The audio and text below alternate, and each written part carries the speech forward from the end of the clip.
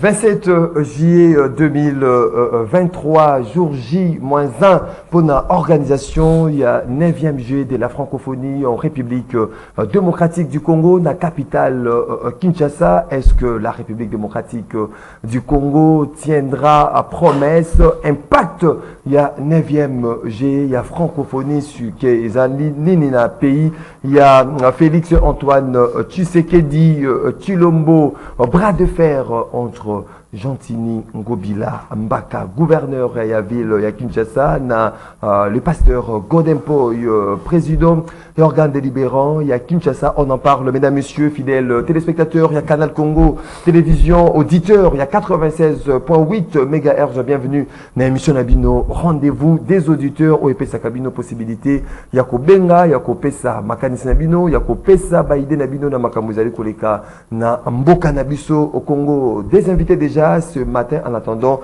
les autres pour cogiter, réfléchir ensemble sur ces différents sujets. Tozali na ndeko Christian Temeteme, Christian Temeteme Mwazali, moko ya analyste politique et l'un de communicateur, il y a Union Sacrée, ndeko Christian Temeteme mbote na yo. Mbote ndeko Maxime, mbote na ndeko tokutani na tongo lelo, mbote na équipe technique, mbote na ba congolais nyonso bazwili bakwa Olanda biso na tongo ya lelo, mingi penza na fondation Tosungana, na pesi mbote mingi na honorable Junior Lembalemba, pe na honorable Tatiana Pembe. Bayamba pe ba remerciement ya bana quartier 13 pour na lobbying asalaki awa batieli bango souciat pour que côté wana insécurité comme makasi ba habitant ya quartier 13 na Njili ba pesi bino merci mingi. Merci beaucoup ndeko Danou Kefula, analyste politique indépendant balo babosolo vérité mbote na ndeko Danou.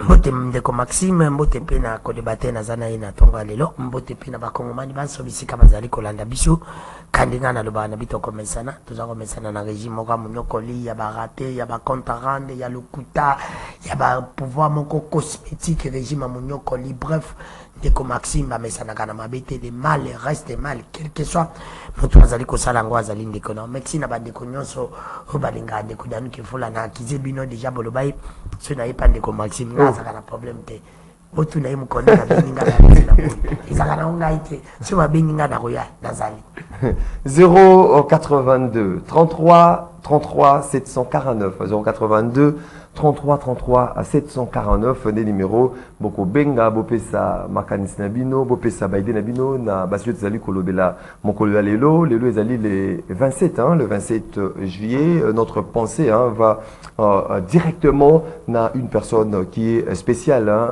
Chacha Oazali ko célébrer anniversaire nae mokolo ya lelo Chacha Bilolo Oazali ko fait célébrer anniversaire de mokolo ya lelo donc heureux anniversaire nayo que du bonheur Nzambe abakisela yo ya ebele na vinayo ndenge tradition exige un rendez-vous des auditeurs 1 minute à sujet isolé dans chaque invité tobandi na ndeko Christian Temeteme. Merci na 1 minute na sujet isolé na ngai na ko koba ko réitérer ba remerciement na ngala mokonzi ya mboka na son excellence monsieur le premier ministre pour ya initiative kitoko o bazui ya ko créer bongo ONAPAC le quoi toyebi ezali office national de pêche et aquature. Nous avons des rivières, nous avons des fleuves, des lacs non exploité depuis Nzambe Akila Yango. Kasi lelo tata mokonzi ya école apesi confiance na mwana mboka Epicure boy lokuta oyo asili abandi musala yako ko redynamiser to yako redorer image ya mboka na biso na secteur ya pêche et le quoi boyebi te ba bateau de pêche ezaki commandé et oyo ezali déjà en montage misala ezali déjà à plus de 60%.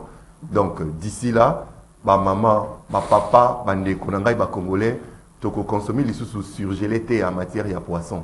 Le bongo et ezali secteur moko important. O ezali parmi ba bras c'est qu'il y a économie ya écolo na biso. Zambi soki biso moko to ko exploiter ba fleuve na biso ba mai ba lac na biso et ko sala que to produire mbisi awa na Congo surtout étendue de la République peut to exporter même ba mbisi na biso ekene na ba mikili mususu esika carence ya mbisi ezali. C'est une richesse. Le poisson c'est une richesse pour na ekolo na biso.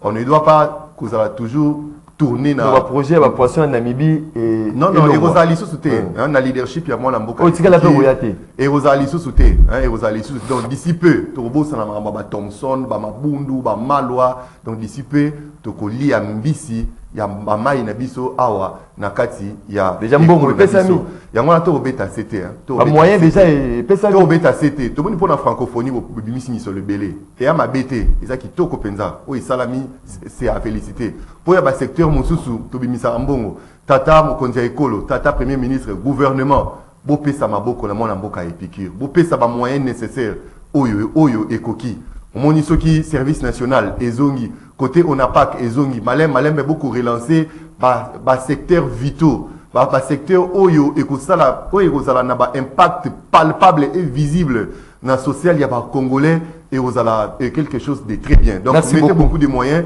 mettez toute votre attention na ba activité ya ONAPAC pour l'intérêt. Merci beaucoup Ndeko Christian Teme Ndeko Danu Kefula alobeza na ngambo na. Merci Ndeko Maxime ngalo bilaka nga batute na bilaka mingi peuple nazali ko kende na 1 minute na naza ko loba 3 choses où izali ko déranger mingi biso ba yi habita ya bi province ya Kinshasa mais ya liboso na le Mombango nazali ko senga na tata mokonzi kolo a s'impliquer personnellement pour na ko bimisa ba étudiant ya ipene oyo bakangaki na désordre salimaki ça fait moins une semaine bazana ipeking abimisa bango celui qui est responsable de désordre non c'est ce cause na ipene zali rectrice wana na ministre incompétent moindo zangi lisusu nazali ko le ba problème ya courant na ville province ya Kinshasa de Maxime c'est dernier temps courir zaki moi bien mais c'est moi mikolo courir baby balobi bazako poussa mingi énergie na francophonie ce qui réellement francophonie ngo yipo peuple biso to souffrir pas énergie ba poussa wana vraiment ngai na boso na francophonie côté wana na zone wana pour na francophonie donc biso to za ba victime problème ya courant ngai na lobela peuple nazali vraiment ko yebisa bandeko ya sine basala mbango parce que pana ngako tuna kitambo sotaleza na ba venez ali kwa muntu Matadi Inongo Loadi côté ya ndako ya tango fort direction sud de le fort la sewana côté moi kuluni zakana seba zakana courant ça fait au moins plus de 4 mois pour les akater mais là moi tsinga mon courant ko yaki yaki au moins to bolani nango c'est pour te dire que zali problème ya suka zali ko vraiment na ko senga na bangu la suka pour na ko chiter zali problème ya dollar Ndeko Maxime vraiment na ko senga na tata mokonzi kolo na régime ba ya ba raté ba kitisa ila stable te ba kitisa Ndeko stable na 24.5 non Ndeko Maxime 24 wana ezali ebele likolo ezali likolo makasi mingi bakitisa vraiment de là pe lisusu kotala basalaire ya bandeko na biso oyo basalaka epa ba indien epa ba libanais pe bandeko na biso baza ba fonctionnaire baza kofuta bango na salaire ya mabe e ba kosenga bango ba baza ba libanais kuna futa bango na ba franc congolais ndenge dollar emati lisusu boye mbongo bapesaka bango wana ekomi na ezali muke oyo basalaka epa ba libanais mbongo komi ke pa ba indien même o basalaka na l'état congolais bafutaka bango na to ya mabe okomona keto moko ya mabe na ba soki na ba l'état futaka na franc congolais soki ko transformer ngo na dollar l'état koma combien l'état zo futa na franc congolais futa ndako na yo ba futa franc congolais futa ndako na yo faut le dollar et comme un problème c'est pour te dire que l'état n'a biso pas le bâtiment qu'il faut qu'il Ukraine pour pas imposer tout le monde à banda qu'on a franc congolais moi j'estime que ça n'a bien comme chose bah tout fout à franc congolais parce que l'état fout à biso na franc congolais surtout le Cameroun ba loyer peut qu'on bête à certaines na garantie locative pas ni à ta maison on a 3 mois merci garantie comme humeur ya baye merci beaucoup Danu Kefula Ndeko, merci beaucoup. Ndeko Pati Malanga Louvanga, coordonnateur de communicateurs, il y a Union Sacrée. Mbote na yo. Oui, mbote mingi mwana mboka Maxime, mbote pe na ba collaborateur toujours ba ko yakoza wana direct ndoike. Mbote na ba Congomani ba kolanda biso surtout étendu à mboka biso Congo pe ba diaspora ba so ba ngelo mboka ngele na PCP mbote na mentor wangai mwana mboka lise beaucoup na maposo. Pe mbote na babazi wa ngai baso ya commune ya Limete Kingabwa Mombele oyo batalisaki ya solo ki bazana sima ya mwana mboka some ba congolais Pati Malanga en tout cas longonya na ba natif baso ya Limete ya Kingabwa modèle boyaki kola kisabulingo le 23 juillet au un certain dimanche. On profite directement dans 1 minute dans CG isolé. Et tonda ngai na sai pene sengo makasi et na mona ki a solo ki limité bazana bolingo nanga pe limité bazana déterminé cette fois-ci bazana candidat mususu te c'est obele parti malanga son ba congolais ngai pe na rassurer c'est toi la campagne te hein toi la campagne te au senga ba voter la campagne te na ebiska ba mpo balakisa ki bolingo na action basala ki wana po na koyeba na ko installer moko ya ba base na ngai na niveau ya Kingabwa komona ki na kindaki na installation apamba mais plus de 1500 personnes bazaki wana c'est pour vous dire que non ils allaient faciliter et comment on a ça de on a donc sur la déjà et talisi à solo qui est vraiment la population quinoise surtout bomine alimentaire particulier bazana simanangai mona mboka Félix Antoine Tshisekedi longonya mokakoso na otomo konzekolo ndinga akola la pongite butu lokola moi aboyi même ko kine mobembo aye à Russie pour nous aller représenté par Jean-Pierre Bemba dans le sommet Russie-Afrique. Aïbina commandaté, moko aye aba ministre de la défense, vice-premier ministre mwana mboka Baimoto Jean-Pierre Bemba Gombo, abundaka na Koisambo, ye moko qui ne ko représenter Bosso ya ngumba Russie, ye alobi ki non, c'est la toute première fois depuis Congo, depuis babengaka Congo, pays francophone. Lelo e bana kozwa ndingisa ya kubongisa pe ko organiser milulu ya francophonie kambia même midongolo miso mitema likundu ba hypocrite script na ba finissage continuer là mais misale c'est sina yango wala continuer là wala ba benga ka yango kaka ba à lever des touches à lever les touches ba retouche kaka toucher laisser parce que merci beaucoup Neko Pati Malanga. Merci beaucoup. 082 33 33 749. 082 33 33 à 749. Un des numéros. Boko benga bopesa makanisa bino bopesa baide na bino na basio tezali kolobela mokolo ya lelo donc ba ozo la possibilité akota na standard te boko mena biso na WhatsApp ya rendez-vous des auditeurs préoccupation bino ekotanga mape ko za débattu tout au long de cette émission rendez-vous auditeurs c'est la vôtre to fongoli nzela nandeko Christian Temeteme lobby RDC zali ko accueillir 9e G. Il y a francophonie, to bengi plus de 40 pays, athlètes nabango, zali déjà dans la République démocratique du Congo, pour comprendre pas dans ces 9e G, est-ce que la République démocratique du Congo est tenir promesse au Baïmbo, quand c'est là, attente, il y a Baïmbo, et puis l'impact de ces Jeux dans le pays Nabiso, et zali nini. Merci Nego Maxime. Je pense que dans l'étape, il y a question de comme il est parler rapide de promesses. Hein, c'est déjà une réalité. Hier, j'ai passé presque toute l'après-midi à l'Inikin, dans 20 mai, et aussi dans le stade de Martyr. Moi-même, je voudrais m'acquérir de la situation. Il y a Makambo, Bato Lokuta, Badongolomisu,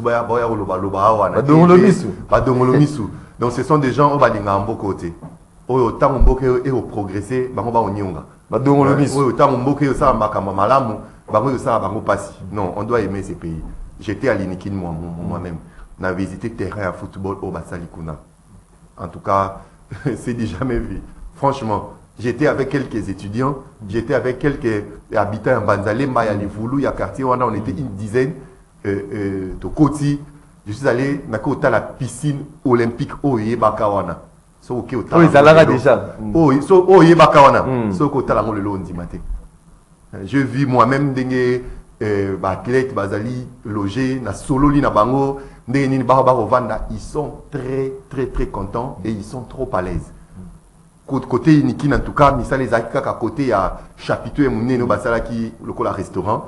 En tout cas, c'est aussi l'obinatika qui déjà comme da kiti donc tout et qui on est dit qu'à restaurant bien. Il y a oui, après francophonie au Tikala. Je suis arrivé na 20 mai na moni oye salami c'est impressionnant. Na moni oye salami c'est impressionnant. C'est vraiment impressionnant. Au batwa au lubao basali le côté misal ici il information na bazu yango wapi. Na côté na stade, na côté na arena, na côté na village, na ba chambre, j'ai parlé avec les délégations au Nakuta Kiwana sur place. Et je suis arrivé dans Mardi, c'est la même chose. Les lots, na kanisi na site kaka ya 20 mai, na site il y a Martyr, moi coup de balai, neto l'équipe na tongo to moni, moi misala ya suka et tikali. Kasi elo ali bosoto Simbaboy. Aujourd'hui, nous avons déjà plus de 3400 athlètes et artistes ont déjà bafoulé sur le Congo. Au bazar déjà na kati na biso. Et beaucoup de journalistes autant en nombre été. Ba chaîne nyo surtout ya minene ya monde oyo yebi bazali a. Il est temps biso nyo so ba congolais to ba ko vendre positivement image ya ekolo na biso. Tu vas vendre positivement image à école na biso. Impact nango oui. Ba retomber ya l'organisation. Non, impact nango ya yambo. Tu vas vendre image ya mboka na biso à l'international. O batu bakanisa Kinshasa za lokola mouroir. Batu bakanisa Kinshasa za lokola morgue. Batu bakanisa Kinshasa za lokola four, le roi Lifelo. Le roi place à Fort Ouest. Mais j'ai vu que Roumains, j'ai vu des Canadiens, j'ai vu des Français. Ils sont très contents. Moi, un Français m'a demandé s'il pouvait manger les Ngolomo Seka. Oh. Ngolomo Seka. Mais oui, monde de comment village à Internet. Donc, à Yebi, tout. J'ai parlé avec eux, ils sont très contents. Impact Ami Balé Zalini. Ba gymnase au Batongi, ba arena au Batongi. Ba réhabilitation oyo et salami. Oyebi kende ko Maxime, ba sportif na biso ba discipline mususu oyo ka ba kei préparation na mboka tel. Ezalaki parce que tozalaki na ba infrastructure appropriée pour na ba discipline, tozalaki na ba infrastructure appropriée oyo ezaki accepté sur les normes olympiques et aussi na ba normes internationaux oyo boxeur na biso pas kende ko bunda a s'entraîner awa. Judoka na biso pas kende ko bunda s'entraîner awa.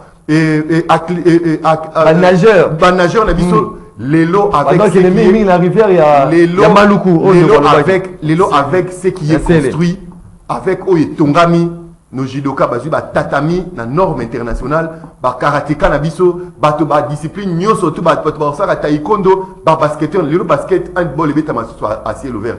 Mais biso zai kaka na basket so mbule beti compétition le problème c'est posé à l'issue mais les loyo chrétien ya ba après l'organisation tongi biloko wana après organisation na biso équipe à basket et location ba en Afrique du Sud pour kende ko s'entraîner et qui au ba taekwondo ba que soit hier est entretien opposé sous problème té le problème il y a entretien biso to osenga pardon ba personne ba mandataire public té il faut ba loka société privée ba gérer biloko wana et puis biloko ni tongi pour la sportif et tu pour la campagne, le pasteur, activité non, il faut ton ami pour ça plein donc totalité à temps na bas sportif, basali et belé. Pe oye salami awa tous la carrière à francophonie pour na ko doter mboka na biso na infrastructure ya boy. Boki que pe ko ne ko tonga bilo muso boy na Kasai.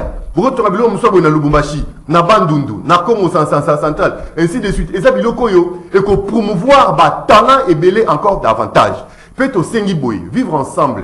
Na peuple congolais nyonso bandeko baye bauti ba pays belé esika bauti batiki bandeko na biso ba congolais biso awa baye to yamba bango malamu potango ba ozonga ba masanga malamu na bandeko na biso batikali na France na Canada na Roumanie na Cameroun pe bongo na bongo omoni ndeko délégation na difficulté salisaye omoni ye akoluka esika orienté ye ba ndeko yo moi comportement za komoni ndeko yi ba oni nité s'il vous plaît biso tozali et capital moko tozaka na bolingo mingi na bapaya tokolinga ka bapaya merci pe bandeko wana bayei ba prisonnier te balongo inikin ba BTG ba keite merci beaucoup wana lobby asengi français wana asengi aso ko kolia Ngolomo Seka la ville ya Kinshasa renforcer sécurité ce qui est fait c'est bien nous applaudissons kasi ici ka autre ba point chaud le code net ba matongé ba boulevard Kimbuta ba super Lemba Capella ainsi de suite Batoana bandeko wana bolinga musula que nous merci beaucoup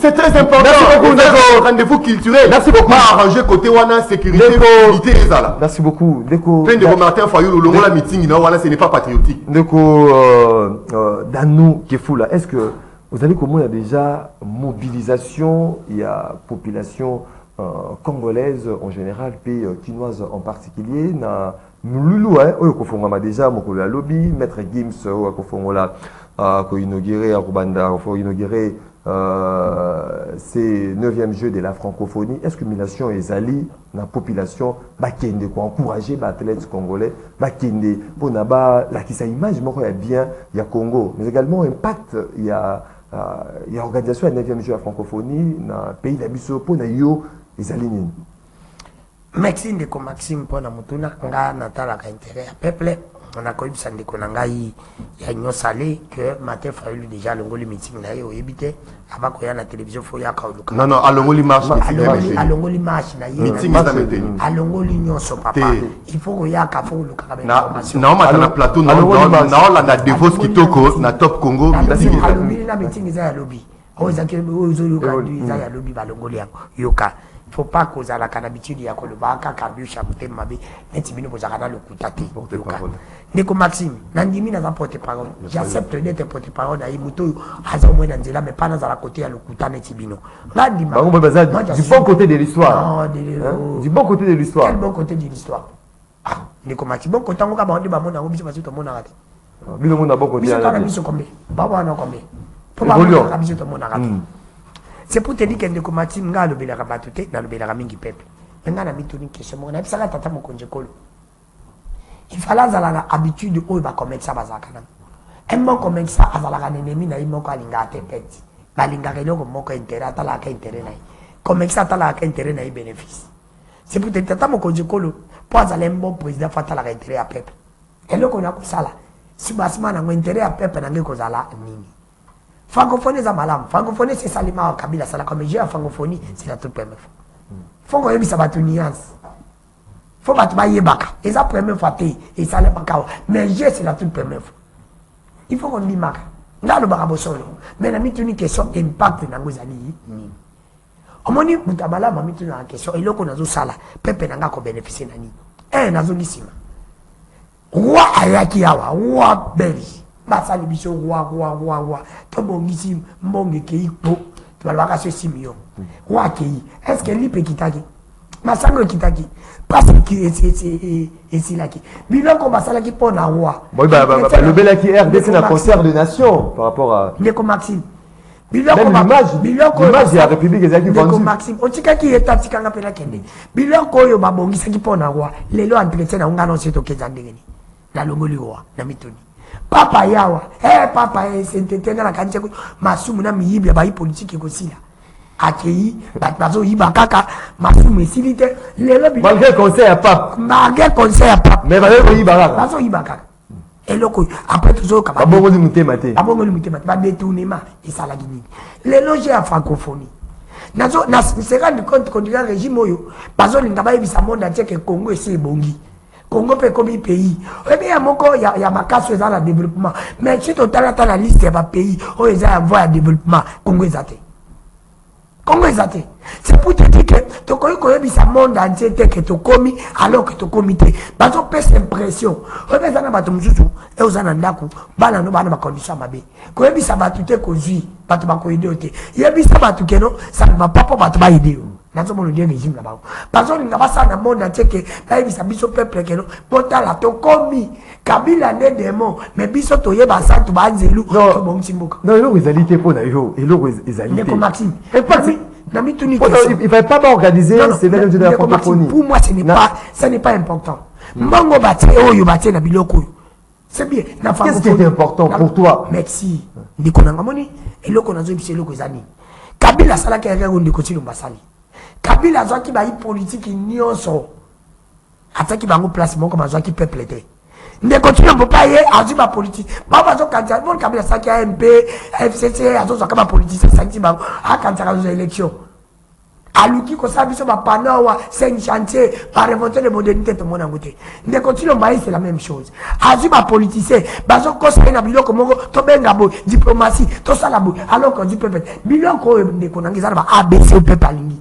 peuple alingi ali malama ta malama de message ici passer ici là guerre ici là et ça biloko akoka ko focaliser soki ndeko tshilombo ndenga focaliser énergie na ina mona mutoki na azo to kisabo po alembi na makamba francophonie soki ataki yango pona ko bongisa mboka mais pona ko sisa guerre mais la solution c'est pesa maki parce que ndeko Maxime soki to le Congo ezaka Kinshasa te ndeko langa zo babaje oui so bo salika baje awa par exemple la pese exemple ka ndebo bongisi ba stade na biso na biloko yokati mutu akofande pa ngana nyoki na kabaya kabanga mama na ko yawo mais soki bo bongisi quand même biloko ezaka un impact direct nzela ya baruti national numéro 1 biloko ya première nécessité ekiti mais connexion ya kosomba biloko mungu ala prix muke ela koteka ngo para ngana nyoki ekoza pe na prix mokasi ozomona keza koza impact direct mais yo ba sensibiliser population te ba ke les stages boko la lobi soki babongisi courant epa na ngai mutu pa komi na nyoki azotala courant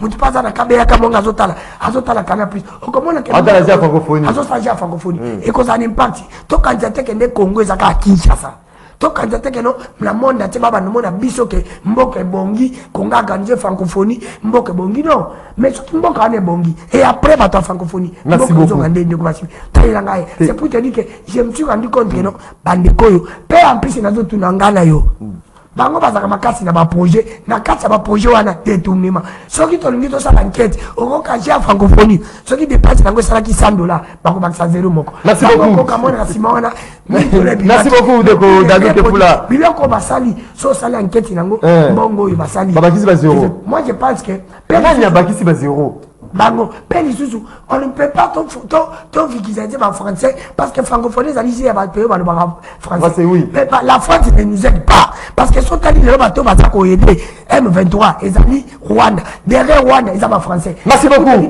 moi j'ai accepté ndenge nini moshiko wabo merci beaucoup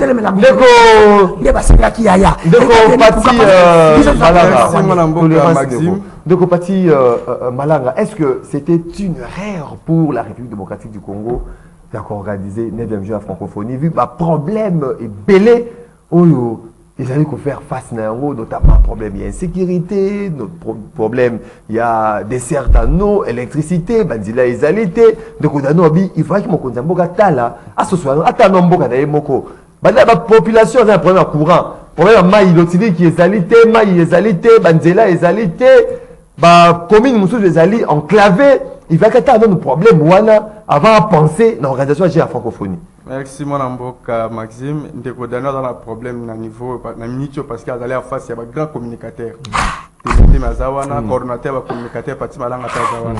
Ils ont balé azali ko gâté. Oui, et ça c'est Sambulu. Et ça na molongo te aza ko se balbouja ko beta monoko. Au moment là ça la politique à la haine, ya muté ya mabe. Depuis ba dirigeant beaucoup Congo na régime na bango. Ya bo Sambulu. Nini on va organiser il y a comme activité à mener dans mboka à part marché à Mobutu auto yebi na ba stade Tata Raphaël à 20 mètres mona ba organisation minene ko salima alba Ali Foriman bango la salini à part Mobutu et les autres commissaires la liste à cause rabino à candidat à parti ni ai Saouti à candidat indépendant toi dans la carte parti politique au tiers parti ni mais hier on a candidat la carte ensemble. Ensemble? Oui, distraction. Tu dois même si on va le dire. Azawana, bateau va diriger beaucoup longtemps. Ayebi, mais n'importe ça n'a pas Congo man d'abord. Bah que le 2 août, bah on y a ce bapéré, bah cas d'électeur là-bas. Bah on y a ce cas d'électeur là-bas, on va écrire bunga. Ils ont mon analyse sous tout. Le bel accord. Bah qui ne s'est retrouvé. La base d'inscription là-bas pour que bah base va duplicata. Na limina le baboué. J'ai à francophonie ça qu'on regorge plus de 40 pays. C'est la toute première fois qu'on a vu ce RDC depuis Congo t'as organisé le modèle. Tu comprends ça? Merci. Donc c'est à féliciter. C'est à encourager et à féliciter. Au-delà, il y a un problème. Moi, je Maxime. Ce qui est la matanga, yo koliate. Yebisanga le quoi fait maman. Sauf pas c'est l'équipe makasi on a pas. Koliate là le bakika. Sauf pas c'est l'équipe makasi. Pour talima passe. Banga nzambe ko pa de konangai. Ah, muto ko fait mo bali nae. Allez là les métiers mon bazu et puis mon panier. À se retirer. Il y a tellement moqué. Quand ça peut susciter pour kufa. Il y a tellement moqué. Mais moi la salle fort ça ni allié. Le coup là le problème est ça. Ndé kobo ya biso to bomisa mboka. Le coup le problème est ali ndé kobo et ça biso qui to kanga maboko, to c'est laisser le komo côté pour te kufa pour te donner un problème. Mais non. C'est faux et archi faux. Balinga tient sur la mtoto mo konje kol. Tout le monde va un régime na bango. Ya bandeko dano yo.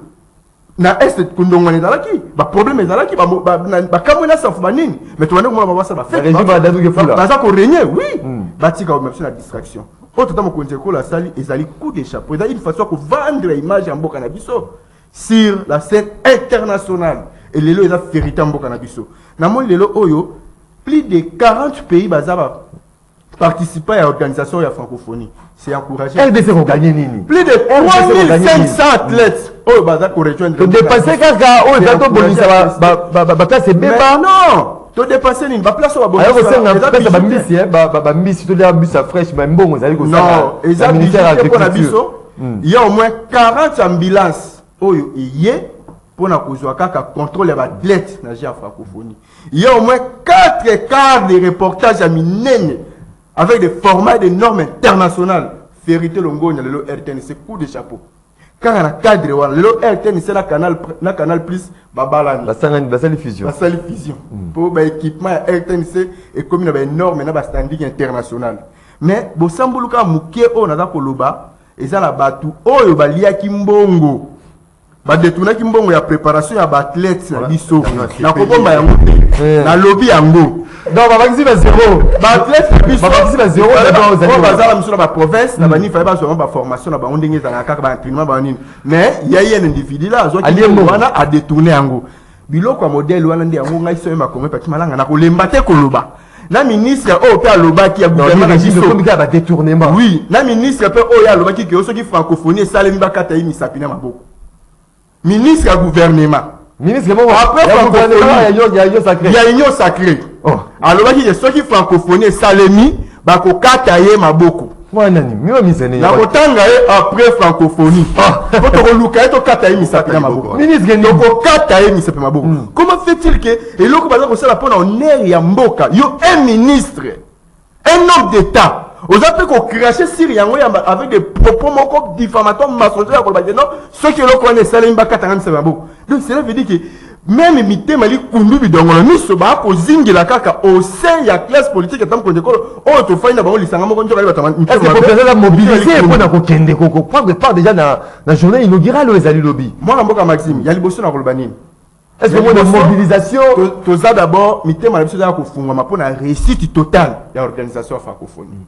Yami balé toko pesa longonya pe toza ko appuyer ba athlète na biso basala nini base de la biso ba médaille d'or ya ngolo etikala biso mo ba organiser loko il faut ba médaille d'or etikala etikalité te ko tikala na na liga pe na ko ndima pe ya misatu na ko senga na ba kongomani ba Nigeria ya koma na libengende ozala retard si bazali ba sa kitoko kuna na niveau ya inikin ba longo na sele ba longo na sele ba continue na piscine sikoyo tikala ko sa le bateau Avant de la piscine. Mais la piscine. Va nager ouais libéré. Piscine internationale. Il y a ça où il y a comment oh bah outi makanza, oh bah outi bomongo, oh bah outi libinja ku ne pas la kango tout. Va se retrouver un peu baké pour moi dans des piscines, moko bango soit tirer minoko pour quoi. Oh il y a des piscines ou bien il y a des balais. Mais tu vois il se baliter de la piscine la norme internationale. Va nager vraiment bien. Ba tondi sami na sai makasi. Médaille d'or peut aux oreilles attention. Ta bango bi botu mukolo wala boko mona bino moko. En plus, Banamboka, tous se mobiliser comme un seul homme. Moukolo yali, lobby vendredi, non? Oui, vendredi. Ouverture et à francophonie. Le 28. Ils sont tout. Le 28, vendredi, to tourne la martyrouana. To tonda. Boya la drapeau ya RDC. Boya la vares na bino RDC. Bola ta kaka image à couleur. Moi, la mboka même dans comme artiste. Maître Gims. Pardon? Moi, la mboka mutaro inauguré comme artiste. Fari basa, faire à Sawana.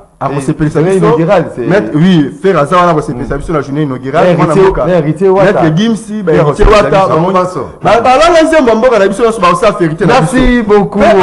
Il faut y avoir il y a au moins à peu près 9 disciplines sportives. Il y a à peu près 11 disciplines socio-culturelles. Merci beaucoup. Pour la biso, totondi na esengo pe na sai na koyebisa ndeko danu kosala kimutema mabete liboso ya makabola pour l'intérêt ya mboka. Ndeko pati. Ça pour l'intérêt général, pas l'intérêt individuel. Ndeko la koleka. Nyoso le kotika pour s'il vous plaît. Malembe. Malembe. Ça été. So qui dans d'antenne koki, kotika le mutu so loba. Ndeko pati na bi ke makambo belé ya loba ezali. Tellement que la République démocratique du Congo organise le 9e jeu de la francophonie pour le bonheur des Congolaises et Congolais. Ndeko Christian Témé. Mais les Camomousous sur ce taquet, monsieur Baimbo Kazaki, Makamutali, Louise Mouchikiwabo. Tous les cas qui Makamutala qui dit affiché, dit externe, affiché électoral, Nakaya, tout le monde ONG Télémaki, Ayate. Mais Patrick Mouyaya, Asilaki Kolobaïti Azali, la bienvenue, sécurité nyonso ezwamaki nafuna ambassade ya France en République démocratique du Congo le baki pour la sécurité mais à notre grande surprise le baki a koya sous-souté parce que on n'a pas envoyé une invitation. Pourtant Yé Azali secrétaire général c'est de son plein droit à la République démocratique du Congo. Est-ce que ça va pas discréditer même ce jeu de la francophonie?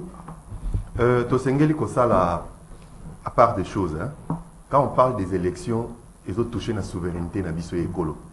Hein? Quand on parle des élections, ils ont touché la souveraineté na biso. Tout ce qui est corps, na organisation de l'élection, enrôlement, audit affiché électoral, et loi répartition des sièges, la loi électorale, l'ensemble ya wana, ils ont touché la souveraineté na biso. Kasi, j'ai la francophonie, le quoi toye bizali nango des moments de détente, des moments culturels, ainsi de suite. Divertissement. N'engé tour le bas équipe na biso ya basi, ya afro basket. Bazana Rwanda non? Bakenaki kan ya afro basket. Bazana Rwanda. Ba obeta kuna. Luis Mushikiwabo, ngana mona ili kamote kwa PCA.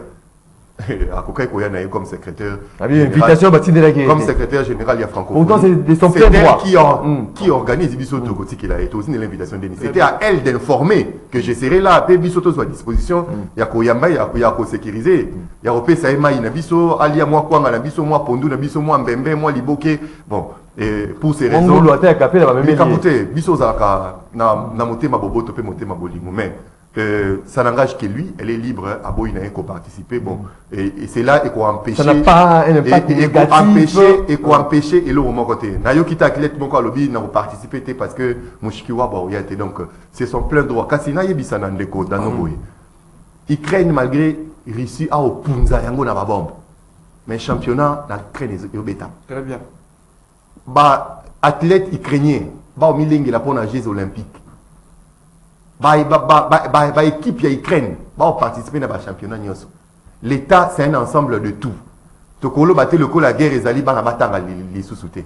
Tokolo bate le la guerre ezali ba sportif ba sala li sous mosala te. Ba musicien ba beta li sous-souté ba za ba tata bana. Ba bi ki sa bana na bango na mosala o ba sala. Donc, j'ai la francophonie et le but que passe ya Congo ici. Mais ezali quelque chose aussi de très important pour la vie de la nation. Merci beaucoup. Donc, ce qui ndeko Martin Fayoulou. En attendant, j'ai essayé de joindre à l'aise Kate Diouazali a décidé de me répondre. Ce qui ndeko Martin Fayoulou a longoli meeting na le 29 pour na terrain cadeau. Moi j'applaudis, je vous félicite Kokolutu. Et ça les camabisons sont pas congolais.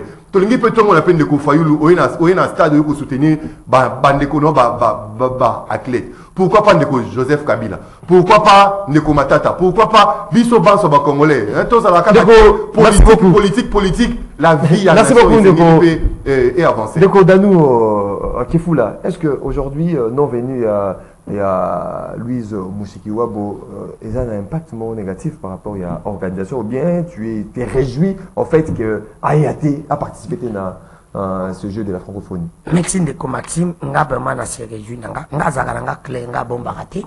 Moi je ne suis pas il n'y a pas moi j'ai des problèmes sérieux avec des Rwandais et je l'ai dit à haute voix qu'il ne fallait pas baya. Même athlète na biso basket il fallait pas bakende.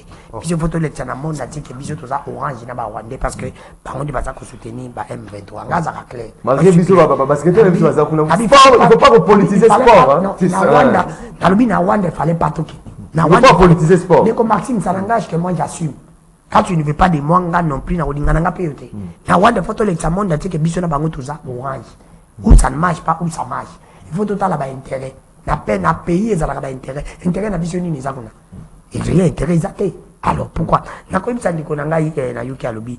Ndeko, il a dit que non. Ndeko Dani qui vous là, as un candidat ya ensemble. Oh, mon ibino de beaucoup ça. Je l'ai dit à haute voix. Je l'ai dit à haute voix la télé. Bah tu peux pas là nanga. Je suis candidat député national à Lukonga et provincial à Kitambo. Ceux qui battent mon nanga ensemble va voter ngate. le bas combat parti. Très bien. Non, c'est na lobby bien. Ce qui va te demander dans ça, pas voter. On le met que dans ça, on le met. En cause d'un SID, en cause d'un nouvel élan, en cause d'un MLC, en cause d'un IDFS, en cause d'un peine indépendant. Indépendant, la parti politique. Il y a le décidé.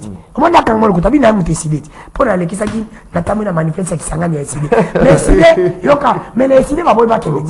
La vie va épingler parce que n'était pas que. Qui me les peine va pas que. Qui nous a dans le couta. À lobby c'est pour te dire que dans lobby bien, dans le bien. Je peux jamais être chez vous à l'union sacrée. Dans le couteau pour saluer peuple dans Zakandara. Jamais. Et là les bisous que nous ensemble le lobby, là c'est le couta. C'est pour te dire que on tenait quand on indépendant. On comme ça là. Si je crois que les gens croient à moi, les gens aussi peuvent m'aider. Merci beaucoup. Mais comment tu me laquelle C'était rapidement. Alobi, oyo nini, Kabila sala qui a parlé Mobutu. Mais Kabila, on dit que ils ont pour ma communication. Si on a président ma communicateur, il y a ce que vous avez un problème de communicateur. Parce que Kabila s'est rendu compte que moi que je n'ai là à développement ma capacité, moi que j'en ai un chantier, bazotonga. A conquis qu'on fait voir na batute que ton communal organisé pour tout le monde. Na le canal malembe là bongisa. Et ça nous dit comme Maxime, ils ont parents. Na no tangi siku de moi na te comme Luka. Au boulot babona so mbele mutuka. Aïe bien tant qu'on combat mutuka monte. Attendez attaquer là c'était. Non que na moi na malembe tina niveau moni que moi na sisi kelas au kosombele mutuka. So ça na bongo au kosombele per pas comme héritage. Kabila c'est rendu compte l'angolo. Le cabino nyo c'est ça planifié par la binoté régime va rater. Merci beaucoup. Neko Pati Malanga non venu to absence il y a Mushikiwa bon ça ne peut pas discréditer l'organisation à 9e jeu à francophonie. Merci beaucoup. Avant la côte na na ndeko dano que il faut tous à la quand même ba nationaliste, tous à la bana yambuka, tous ça la kaka politique à la NT.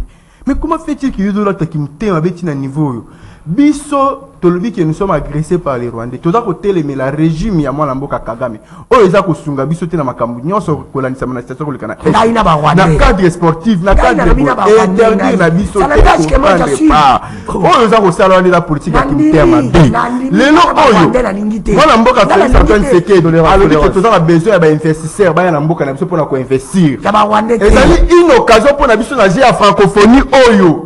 Bah investisseurs bah qu'on prendre part à la francophonie bandi ma plan mon image à Congo bah fungoler biso mtema pour que ba ko tongela biso ba entreprise yo lobi ke ba yate yo lobi ke eloko ça les maté yo lobi ke non bon que dans la voie de construction ce n'est pas le moment yango ya ko lukama ya ko organiser activité modèle au moins que bino ba to dans besoin ya ko freiner mboka ko si vous pouvez ko simba te biso ba Congo bani ba soto fuka ma bolongo na seto to na boko likolo to ko ba kinzambe ya lola akota likambo ya tata mokonzi ekolo mwana mboka Félix Antoine Tshisekedi nzambe ya lola alongola ta bambulu na biso moko mbeli misa to bakisila na ye parce que souci oyo alati pona ba Congo mani to tika ko mona yango te uta Congo koma Congo alongola na modèle oyo abaza na bosenga na ye na contrôle ya mboka na biso na musala pe na bolingo alati andimi ko sacrifier bo jeunesse wa pour intérêt ba Congo mani mota modèle ya bobeli yo boye toko pesa elo ngonya to ko swate pona o etali numéro 1 ya francophonie mwana mboka Maxime Foye ba non ye azali numéro 1 en francophonie azana droit à cause invitation te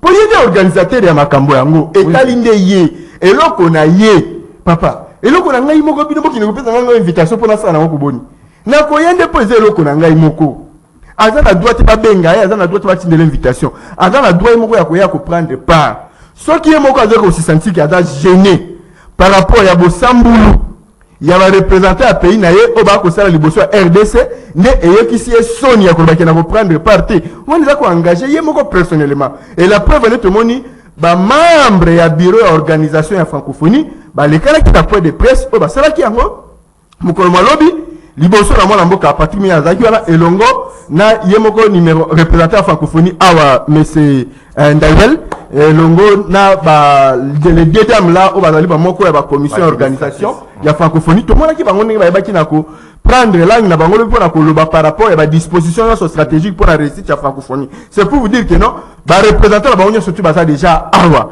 ko ya na ye te pour nous ça nous dit absolument rien pour la biso ya kaka réussite totale ya francophonie ya onde to lingi yango moni to za ko beta kaka 7 na ba Congoman na beti P7 na ndeko danu ayeba na ko prendre part lobby na invité na stade de Marty to kutana wana pour na ko pesa mbela pe ouverture ya milulu minene babengi ya francophonie oyo kosala fierté ya Congo liboso na pays baso ya monde entier yango pe kofungola biso lisusu ba porte yango pe ko permettre na biso lisusu ke ba investisseur ba ya ko investir na mboka na biso na mikolo oyo ezali. Merci beaucoup ndeko Pati Balanga ko moment ya ba téléspectateurs na ba auditeurs ndeko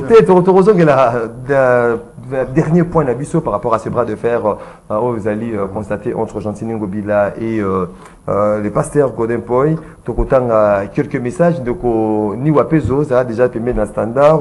De José Andia, on attend le message. Il y a un groupe WhatsApp, il y a rendez-vous les auditeurs jusqu'à ce net moment. Au Tindi, on a noté Tokotanga un message où ils allaient de façon parallèle au Baimboka, Siliko. Komerebiso, bonjour Ndeko Maxime, vraiment et sali et sonné pour na pati nzambe apambola ye na lolenge mboka ezotambola ye na libota na ye. Trésor depuis commune, il y a Monga Fula qui nous écrit ce message.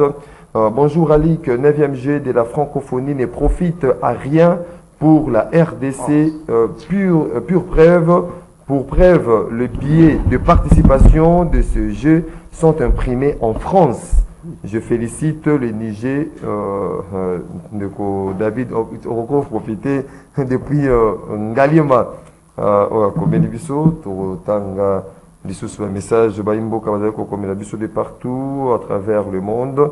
Bonjour Ndeko Maxime, Ndeko Oyo Aza Kosenga na Fayulu alongo la meeting ayebite que na Brésil na 2014 et en Afrique du Sud en pleine Coupe du Monde ma manifestation ezalaki impact nini ya francophonie na mboka na biso Ndeko Fred ou Komeli biso depuis quelque part. En attendant le message ya groupe WhatsApp Ndeko José Anzarotine de biso de na standard 082 33 33 à 749 le numéro Bokobenga Bopesa Makadisa. Allô, bonjour. Allô, bonjour.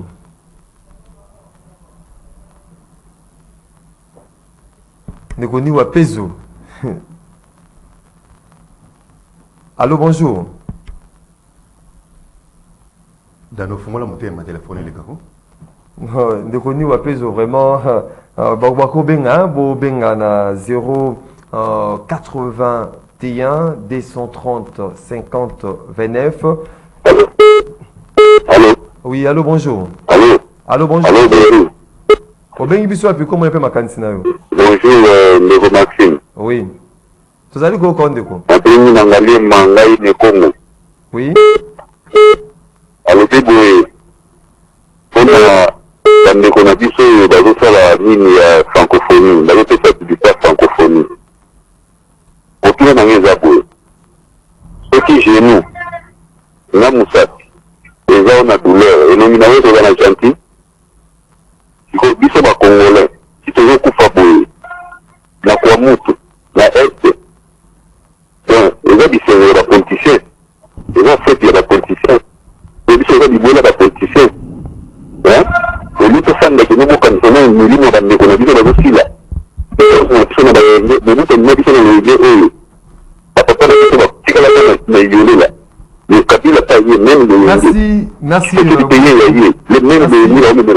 merci beaucoup Ndeko tokoyamba susu Ndeko mususu na téléphone. Allô, bonjour.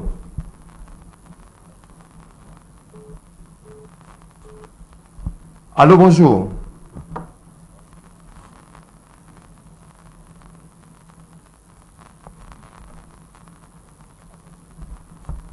« 0,90 lorsqu'il y a trop de saturation, donc ça crée tout un problème. Ce que Mouninga Bengi aux élus, Mouninga Moussakota, parce qu'avec saturation, on a vraiment difficile. Il y a Yambaba appel Nabino. Allô, bonjour. Allô, bonjour. Allô? Oui, comment on appelle ma question? Allô, bonjour, Ndeko Maxime. Bonjour, comment on appelle ma question? Ma bénédiction depuis que tu as fait Chamaï, tu as eu Ndeko Nestor. Oui, Ndeko Nestor. De commencer, la minimale de son abandon de l'union sacrée de. Qui s'y a sport, ezali entraînement na préparation baclub na biso bakoyokisa biso sur niveau ya gouvernement parce que bapréparation ya bien ezalaki te batie bamoyen ya bien mpona bango te c'est-à-dire que oyo bango bakokanisa wana francophonie tokoyoka soni parce que bango batendi c'est vrai mais préparation oyo barésultat oyo soki tokozwa te to préparation ezalaki te bamoyen te eza te donc eza nango likambo ya compétition te eza nango likambo ya mokendo mabe te eza likambo nde ya organisation eza ya mabe ezalaki ya mabe tuti wana ndeko. Merci beaucoup Ndeko qui nous appelle depuis quelque part à Kinshasa. Pour continuer, on m'appelle Yabaimboka sur 82 33 33 749. Ndeko nous appelle vous allez s'adapter petit à petit. Allô bonjour. Allô bonjour. Bonjour Ndeko Massi. Bonjour Ndeko Massi. Nalobi, hein?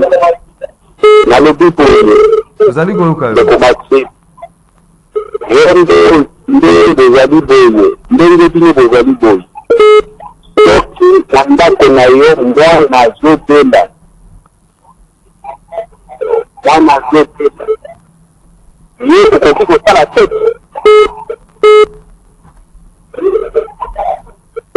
Na pose yoka ya question wana. Merci. Merci beaucoup. Je suis moi dans la vie, ça dépend aussi à ceux qui sont gravement malades pour empêcher vraiment pour na kende musala il faut na zala vraiment au chevet nae pour na donner la guérison. Zambia Sunga. Allô bonjour, je suis dernier intervenant. Allô bonjour.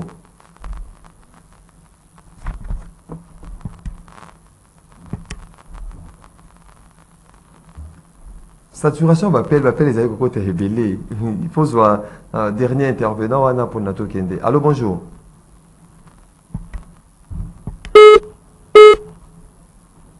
Allô bonjour.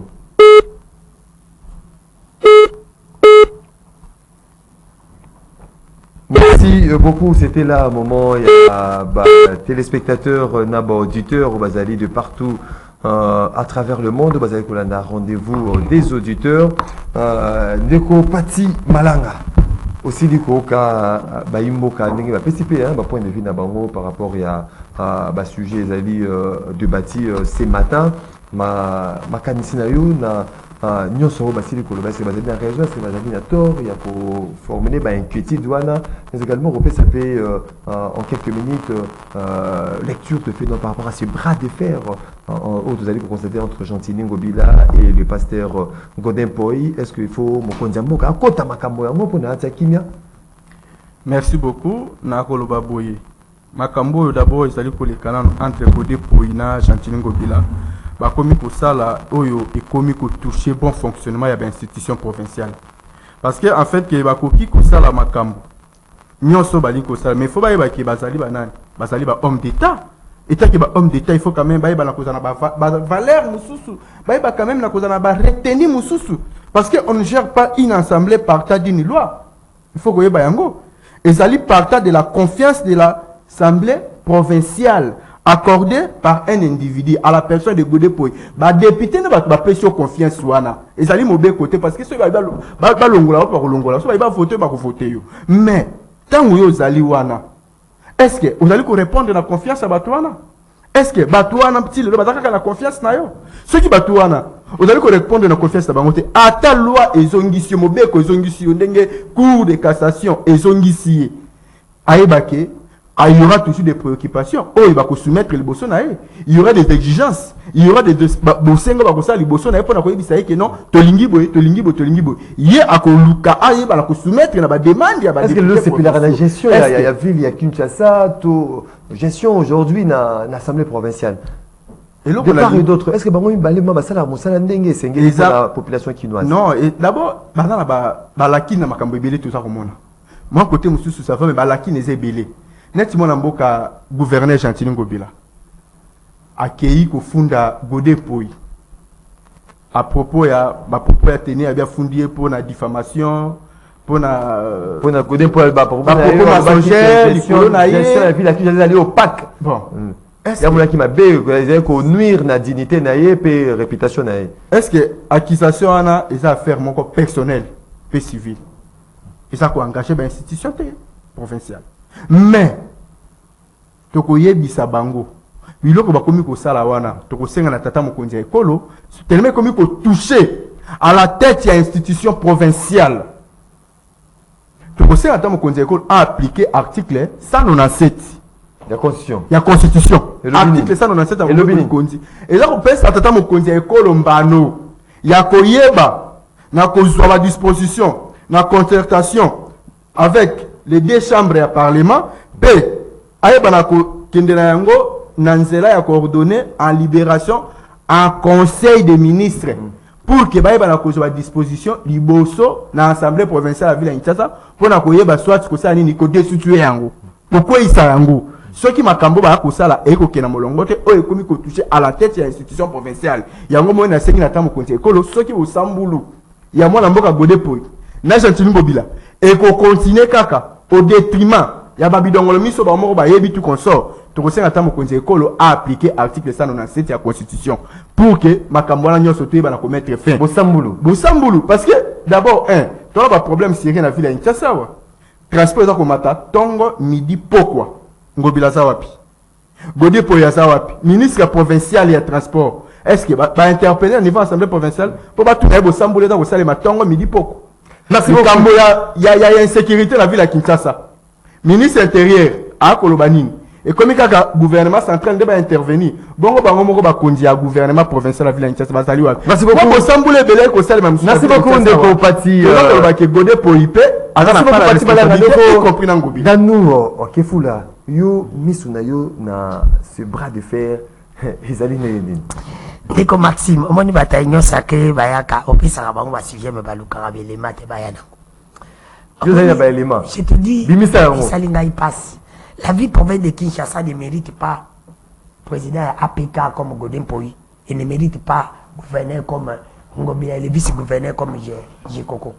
Non, Jacques Mambabi, Gentili Ngobila, ça m'a les mingi ko yé face à président de l'Union africaine. Nani? Jacques. Ok.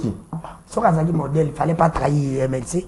Si tu as pas de papa, il n'est pas un modèle pour moi, les gars. Justement, sur les informations, il est toujours au sein du MLC.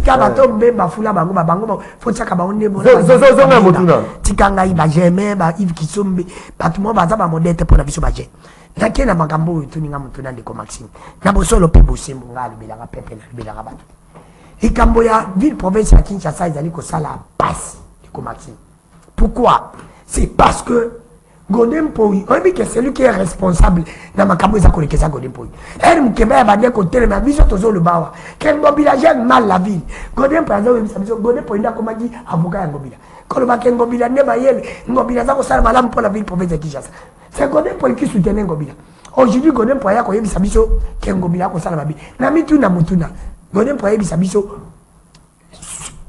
nini contrôle nini oh ya sala pona Ngobila alande kenda tina suka et puis ça résultat. Parce que ya za mukubukonza Ngobila. Ata mi balé. Banda ya na 4 ans. Oh ya sala pona Ngobila alanda gestion et puis sabiso résultat et l'autre côté. Problème na bango ezali ndiko bazalaki kosala likopana bango mpona baintérêt lelo Ngobila longoli baintérêt na ye mais Godepoy asidiki nazo pesa elema selo basusi na ngai selo bakable na ngai ezali problème ya Zando. Oh je te dis Zando babi déjà na décembre on dirait en nazo biselo nazo ba on a conditionné Zando ndenge freiner bo ezalaki dio ya Godepoy na Ngobila Godepoy ebisi Ngobila lobi lokola ngana ebi makamba douane pesa ngai kopo ya marché ya douane. Ngobila pesi c'est le basous 300 conteneurs pour la condamner pour Zando qui équivaut à 7 millions. Si les loba conteneurs en comité. Pour Godepoy. Oui. Ngobila parce que les qui copent la bango. Ngobila c'est une façon gratuite hein. Oui, nazo ba on a conditionné. On le vient à conditionner. Ndeko Maxime, c'est le ça reste à vérifier. Alobi c'est le câble na ngai. Nazo ko biso, alobi sabino. Nazo pesa yo kati loko ngala ebi makamba douane, pesa ngai marché ya douane. Ngobila pesi 300 conteneurs pour le makamba Zando. Aibi ce qui équivaut à 7 millions. ti le ba conteneur na nanu la de na ngo tukomi problème. Deuxième chose, Godem po demande na ngobila pesa ngali susu pa local na zando ngobila boy. Aboya lobite wana na kopesa te. Aibisi pesa ngai marché ya ba KMS na ville province ya Kinshasa. Ngobila bina kopesa te et na banda la pesa moko. Ba KMS non so. Yeah, pas niveau. Ba gérer vie na. Et une question d'intérêt. C'est ça question d'intérêt. Na zo keno mali. Et non, il y a Tinois. Nalobi Godem poi azali ko réclamer intérêt na personnel pas Batinois. Parce que ce qui est Batinois, il fallait bisabiso. Ngala lobi atangila ngata moko. Dossier nino Godem po alandela ngobila. Si ekinati na so parce que ngobila n'est pas modèle. To banda ko lobanga wa awa ngobila ne mérite pas. Mais Godem po inda c'est avocat ngobila. Et la monnaie qui va intérêt ngobila longoli yango ne Godem po ya comme l'exhibition que non yende azala ki po intérêt la biso. Nazo ke de biso ndiko. Cité wana. Cité wana. Nazo ke na na Cité wana. Parce que na bosono pe bosembo. Ndenge ville province ya Kinshasa ezali. Nana za mukonzi. C'est pas Godem po. Pourquoi Godem po e ba Mike bazolo ba abengaka ngobila. Et la monnaie que ngobila tali que igai na yoza ko simbate na retirer intérêt nanga. Nanya salaka ke ba longola. La député provincial va nous faire bango na banque terre maboko banque. Godem po iba a salaire fort. C'est le basu singa ko longola salaire. Il y a ba député national provincial na banque et comme maboko banque. Kata bango $1,400. Il y a mis tout kabazo qui na débit. Na to peso belema. On se le basu. Et yango. Non mais intérêt là bango on ba lati si ba kinois. Elle va monisco yo banque ko futate, mbongo ko futate ba kangi ba compte ya Godem po. Ben c'est va bino to ko fongola ba compte non. Ce qui mo sili si ba nyongo parce que elle va montrer que va député ba ko futate mbongo mati. Et Godem po qui demande ya ngobila afuta ba nyongo wana. Ngobila bino ngapela ko futate. Lokwa ngobila pas zakane ki jamfuka. So tali même la place ba député. Bango la bango. C'est pour te dire que intérêt ya ba kinois na kati ezate. Ezali ben intérêt. Ezali te que bon misa banzela parce que ça m'a kidnapping ya kidnapping enlèvement de part et d'autre. Mais bango ko ba intérêt la bango la bango. La ville province de Kinshasa ezali eza double brassard. Capitaine équipe nationale et il y a club. Cela veut dire quoi? Tout ça dans la province, tout ça fait des institutions. Sauf qui premier ministre kwa za kababa sana ngelo côté to longolai. To suis comme ville province à Kinshasa. Oh yo bazali na gouverneur face à l'éloko pour l'insécurité. Je suis pas ministre intérêt. Parce que biso tengelito incompétent encore. Merci beaucoup. Alors bini, pas nous pèse pas moyens. Si on lui donne pas de moyens, pourquoi pas je ngobila na Godem po iso ba ngeba kino. Pour la nité babenga ka ngobila aya osama na sabi. Ngobila ekite. To suis insalubrité la ville province à Kinshasa. Procès d'abord fou le zébélé. Ne commence. Ouais aussi ça va té, aussi ça va les noter. C'est ça le monde na fou la ba fou les allées belé. Écoute Alemba. Kinshasa bopeto. Yebisanga po isuka. Quoi ça musala du motira za musala même moment. Zéro tout. Qui ça assainissement. Est-ce que au sommet na Godem po abenga ngobila. Abenga qui était comme bazaki ensemble. Elle va montrer ba kabani. Moi je pense que na gestion na ba onyo subiba. So qui va député bazaki sérieux. Ba kwesi ngobila. Ba kwesi Godem po. Ba kwesi je coco. Ba onyo parce qu'on ne peut pas vouloir parce que c'est là ba souci balabala. Parce que balabala. C'est là ba souci na ngai bazolinga. Ba zong sa Godem po pour ba beta ngobila bora kende batika la na Godem po nani tokonza ka tibi moko koma. Merci beaucoup. Voilà vraiment to côté. Merci beaucoup. Notre question permettez-moi ozongi comme na ngamuna yo bayimbo ka ba retenir nini na bras de fer aux alliés constaté entre le gouverneur et le président de l'APK. Merci à une minute dans les Sénat Boy. Mais infrastructure sportive au Nyonso Batongi. Et ça pour la sécurité, c'est pour la population, ça pour le peuple. Batongi c'est pour réhabiliter. Batongi ba gymnase, Batongi ba arène, Batongi bilo oui. Bon Kabila Mobutu tonga mati aloba.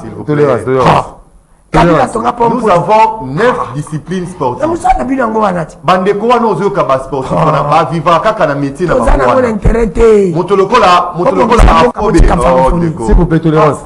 Élection que nous avons kaka boina makelele bato bayoka makambo ba te ba voter ndeni. Makambo zo ba lokutana tika. Il y a des joueurs qui vivent que na métier na wana ya ozala jouer. Il y a des basketteurs, il y a des bato betaka handball, bato basala ka judo, bato basala ka boxe, ba vivre kaka na métier na bango. Fali aza oya zali pour la musique. JB aza oya zali ka pour la musique. Wazeko aza oya zali ka faire et ainsi de suite. Alors, toyi kolobati le ko la guerre ezali tokanga ba stade. Tokanga ba salle de est-ce que ngala lobiango s'il vous plaît. Alors, bandeko wana basengeli ko prester pour que ma botte na bango ebika, pour que bana bango batanga, bana bango balia. On ne peut pas arrêter. Et aussi, ce qui n'a occasion en francophonie, tozui infrastructure sportive, oui, permettre, oui, ils allaient faire un point de développement du côté, il y a sport, puis du côté, il y a culture. Mais à travers 145 territoires, tous les écoles, centre de santé, bâtiment administratif, route à dessert agricole, maïpé, l'otili qui n'a 145 territoires. Alors, ma cambo, il n'y a pas de faire entre Ngobila na Godempoy. Ngaï, à mon humble avis, justice et réhabilité Godempoy.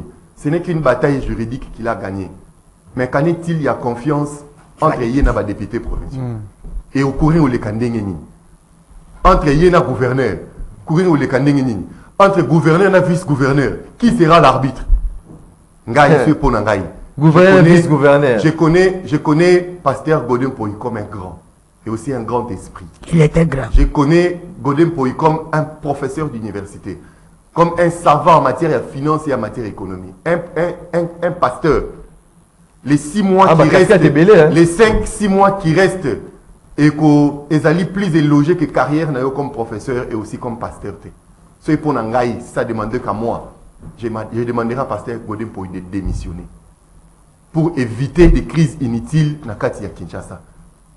Ce qu'on démissionné, au Kobima tête haute, que on s'est livré dans un spectacle politique autoyebi et tourna kaka na ridicule et tourna kaka na ndenge ngoma ba na busambulu yango wana ngai si ça tenait qu'à moi non c'est on a pasteur Godempoy a démissionné na ba député provinciaux pe aussitôt bosa musala na bino musala ya assemblée provinciale les ali kaka ko destituer té. Vous pouvez aussi appeler le gouverneur Ngobila boyo kaye boyo tout na pena mituna na oyo ndeko Godempoy ya usenga wana. C'est très important. Et vous voyez qu'on peut sa recommandation. Il ne faut pas seulement faire sa liaison. C'est comme si Bino Bozali pour gouverneur Ngobila, Bozali contre Pasteur Godé. Alors, dans tous ces spectacles-là, les Kinois ne gagnent rien. Les Kinois, ou bien l'Assemblée provinciale à Kinshasa, et Tikala Kimoko, ils sont stables sur toute étendue de la République. Avec tout ce qui se passe, vous voyez que le ministre intérieur a la compétence, a beaucoup de pouvoir sur Bino. Le président de la République a ça sur Bino. Bon, mon à l'intérieur, vous rappeler qui gouverneur Awa.